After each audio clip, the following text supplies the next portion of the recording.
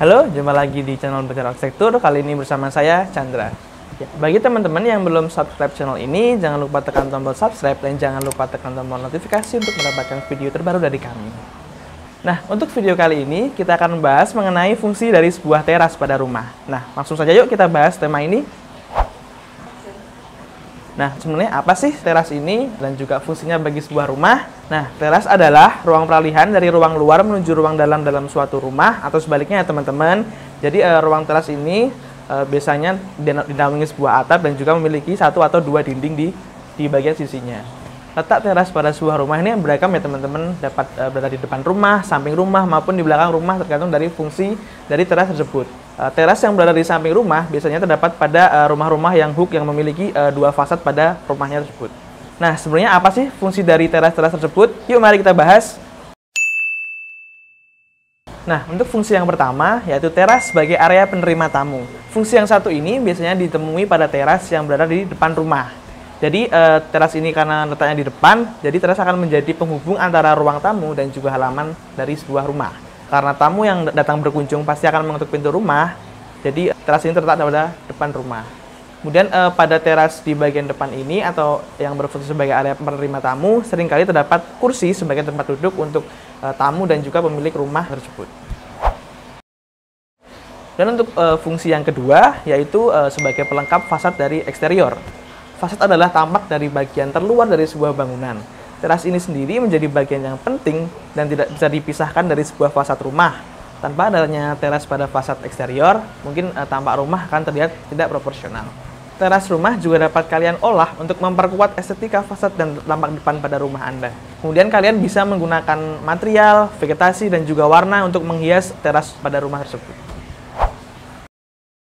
Nah, untuk fungsi yang ketiga, yaitu teras sebagai penghubung ruang interior dan juga ruang eksterior. Pintu depan merupakan salah satu akses untuk keluar masuk dari sebuah rumah. Namun, apa yang terjadi jika begitu keluar rumah kita langsung menemui sebuah tanah? Nah, pastinya tidak akan nyaman bukan dan juga tidak ada privasi. Disitulah fungsi teras, yaitu sebagai ruang penghubung antara ruang interior dan juga ruang eksterior pada sebuah rumah. Untuk fungsi selanjutnya yaitu fungsi keempat, yaitu teras sebagai ruang santai. Selain teras yang terletak di bagian depan, terdapat juga teras yang terletak di bagian samping atau belakang rumah. Nah, untuk teras yang ini biasanya digunakan sebagai area bersantai atau duduk-duduk bersama keluarga. Apalagi jika rumah kamu terdapat di lahan hook.